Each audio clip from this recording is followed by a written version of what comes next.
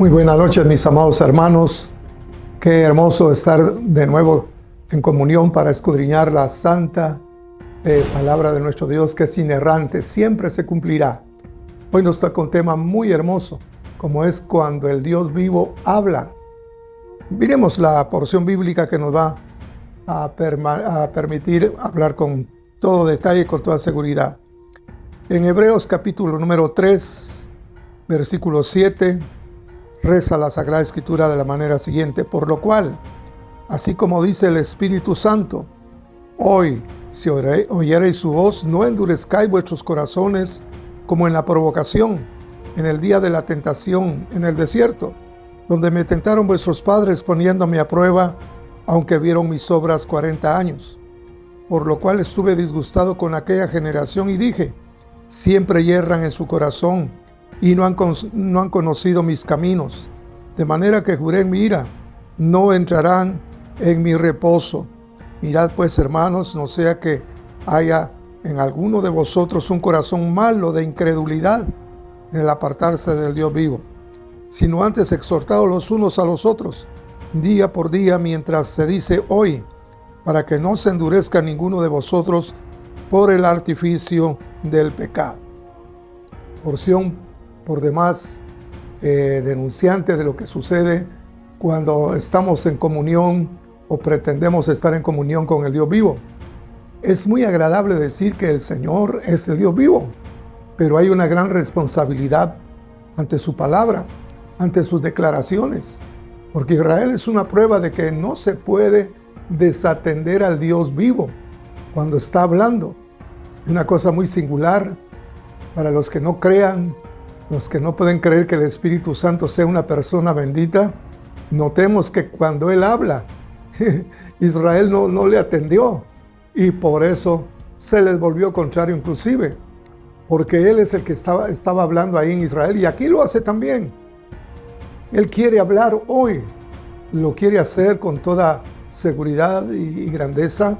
Solo está esperando que nosotros tomemos la lección de Israel para no recaer en el mismo problema de desatenderlo. Miremos algunos puntos bien importantes de lo que no se debe hacer. En el versículo número 7 dice: por lo cual, dice el Espíritu Santo. Note quién está hablando. Hoy, si oyereis su voz, no endurezcáis vuestros corazones. Ese es el primer problema. Cuando el corazón se engrosa, cuando el corazón se pone grande, distraído y es endurecido inclusive. Ese es un problema, endurecer el corazón. No se va a atender la voz aún del Espíritu Santo si el corazón nosotros mismos lo endurecemos, y hay que tener cuidado con este problema. También dice que sucedió allá con Israel: me tentaron vuestros padres poniéndome a prueba, aunque vieron mis obras 40 años. Qué bueno es esto tan evidente. Nosotros hemos visto las manifestaciones del Dios vivo. Si somos la iglesia de Cristo verdadera, es de esperar que hayamos tenido experiencias con el Dios vivo. No se puede tener una información solamente al intelecto y no tener una experiencia verdadera en el corazón. Eso es imposible, porque la iglesia al principio comenzó con efusiones del Espíritu Santo, dando Dios prueba y testimonio de la veracidad del testimonio de que Jesús, el Hijo de Dios, había resucitado, y que ahora se predicaba arrepentimiento de pecados y vida espiritual desde que se pone la fe en el Señor. Entonces aquí tenemos este problema que debemos de evitar. Por lo cual estuve disgustado con aquella generación, dice, y dije: siempre yerran en su corazón y no han conocido mis caminos. Aquí tenemos otro problema: las torceduras del corazón, las equivocaciones, las inconsistencias de la supuesta fe de muchos cristianos. No puede uno errar en el camino, porque ¿qué es fe? Es acertar a hacer la voluntad de Dios. Eso es tener fe. Lo contrario es infidelidad.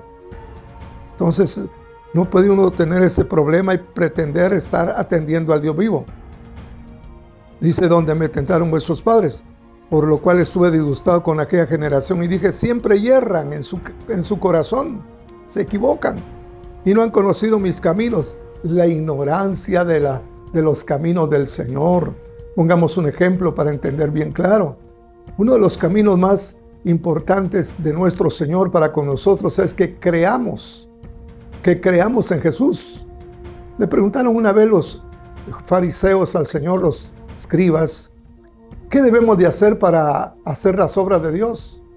Y Él dijo tajantemente, la obra de Dios es esta, que creáis en aquel a quien Él ha enviado, es decir, a Jesús. Ese es uno de los caminos, la fe, creer, sencillamente creer en el Hijo de Dios, que dio su vida por nosotros los pecadores. Qué bueno es estar siempre consciente de esta compra que hemos nosotros experimentado. Nos compró a precio de sangre. Hoy nos han revalorizado y valemos lo que la sangre de Jesús pagó. Somos bendecidos por esta bendición tan grande de nuestro Dios. Ahora, no puede uno errar en este punto. No puede uno equivocarse en los caminos del Señor, aunque es uno solo, Jesús. Pero se vuelve diversificado cuando nosotros pensamos en el amor que le debemos a nuestro prójimo incluso. Porque el Señor mandó diciendo, amarás a tu prójimo como a ti mismo. Es un camino muy especial del Señor, porque el que no ama a su hermano, pues sencillamente no conoce a Dios, porque Dios es amor.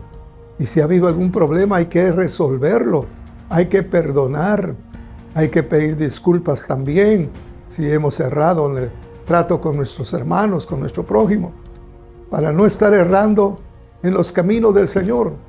Qué pena da cuando la gente habla, pretende y dice que están verdaderamente sirviendo al Señor, pero cuando uno ve lo que están haciendo, dice uno qué lamentable, que son caminos torcidos, totalmente. Hablemos de un camino equivocado, el sectarismo. Hay gente que cree que solo ellos son los que tienen la bendición de Dios y que el que no está con ellos lo miran mal, lo critican, lo marginan. Lamentable es ese punto donde han dividido el cuerpo de Cristo. Cristo es uno y en Él hay unidad, el mismo Espíritu, la misma fe, el mismo Dios, el mismo Salvador, etc. Solo hay que guardar lo que ya está establecido, pero no puede uno errar en los caminos del Señor y pretender que lo estamos agradando. Todo lo contrario, si nos vemos que no estamos en este camino precioso de nuestro Dios, en estos caminos, hay que arrepentirse, porque mientras hay vida, hay oportunidades de rectificar. Seguimos en la lectura y dice en el versículo número 10, por lo cual estuve disgustado con aquella generación. Se disgustó el Señor con esa generación que no quiso entender. En el 11 dice, de manera que juré en mi ira, no entrarán en mi reposo. Note lo que está en juego. Estar en el reposo de nuestro Dios. Así como Él reposó, es decir, se satisfizo al finalizar su obra acá en la tierra, porque el Señor hizo incluso los cielos y la tierra en 6 ciclos, y en el 7º reposó, es decir, sintió una satisfacción profunda por lo que había hecho, y dijo, lo que he hecho es bueno en gran manera. Él reposó entonces de las obras que había hecho, porque eran buenas en gran manera. Así también nosotros necesitamos abandonar nuestras obras que nos desgastan, que nos oprimen, para venir a las obras de Dios, que son un reposo, más que un descanso, es una satisfacción que sentimos de lo que ya se ha hecho, de lo que se ha ya acertado en hacer. Así que también está en juego esto tan grande.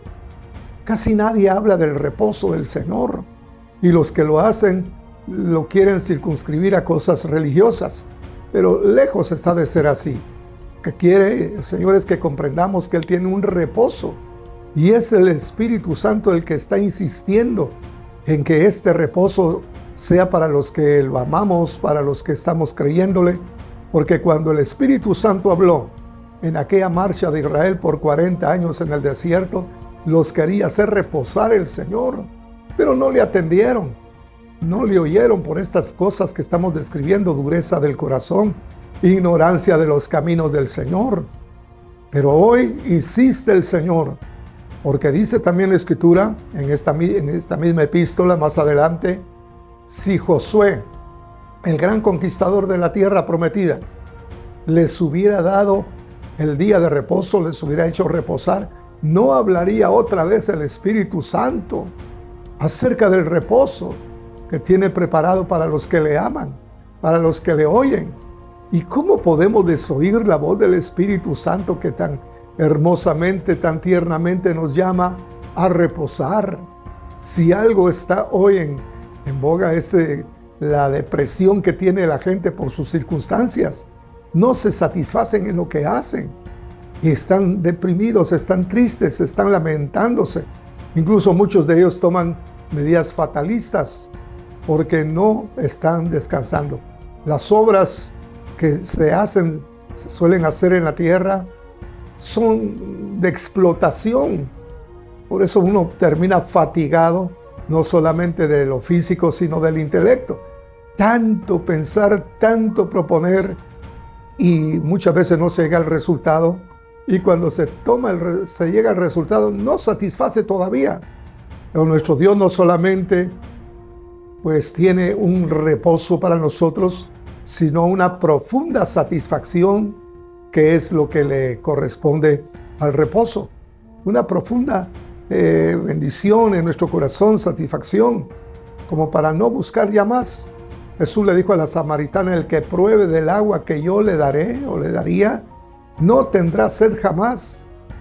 Y aunque ella no lo entendió, el Señor lo declaró tan maravillosamente: ya no tendremos sed, estaremos nosotros completos, satisfechos. ¿Por qué buscar otra cosa si lo que el Señor nos propone es más que satisfactorio y no hay nada en la tierra que se le compare? Solo es de poner atención cuando el Dios vivo está hablando. Es que no podemos ser insolentes con el Espíritu Santo, que está hablando, insistiendo en hacernos reposar, porque nos mira fatigados, nos mira explotados, nos mira entristecidos, oprimidos, y quiere hacernos reposar, pero reposar de verdad, viniendo a las obras de nuestro Dios, así como Él reposó en el séptimo ciclo. Así quiere que nosotros también reposemos, dejando nuestras obras de explotación, de tristeza, de lamento, de frustración, para venir a las que le hacen a uno reposar. Más adelante sigue la Escritura hablándonos acerca de otro problema que se tiene. Mirad, hermanos, que no haya ninguno entre vosotros que tenga un corazón malo de incredulidad. Fíjense lo que también existe en el medio cristiano: la incredulidad por un corazón malo. Si algo debemos de tener mucho cuidado es con nuestro corazón, como que lo dice la Escritura, ¿verdad? Sobre toda cosa guardada, guarda tu corazón, porque de él mana la vida. Es lo determinante, tener muy en claro que nuestro corazón debe estar participando de estas bendiciones tan excelentes de nuestro Dios. Pero a mí me impresiona que el Espíritu Santo, a quien la ignorancia de muchos no le atribuyen ni siquiera personalidad. Muchos tan extraños, tan equivocados, dicen que solo es una fuerza. Pero no, señores, aquí está hablando una persona. Si hoy oyereis su voz. ¿Por qué no se oye tanto la voz del Espíritu Santo? Porque la malcriadeza permanece. No se le pone atención al Espíritu Santo. Y por eso la debacle, aún en el pueblo cristiano nominalmente hablando, porque no atienden. Si alguno debe invertir en su corazón para atender y entender el programa del Espíritu Santo que nos está llamando a reposar, entrando a las obras de nuestro Dios. Pero hay que tener cuidado con el corazón malo, de incredulidad. La incredulidad no es dispensable. Realmente es algo deplorable, es algo negativo, es una insolencia incluso, porque es un regalo que nos quieren entregar. Pero si estamos viendo para otro lado, distraídos, totalmente apartados, ¿cómo va a entrar la fe a nuestro corazón?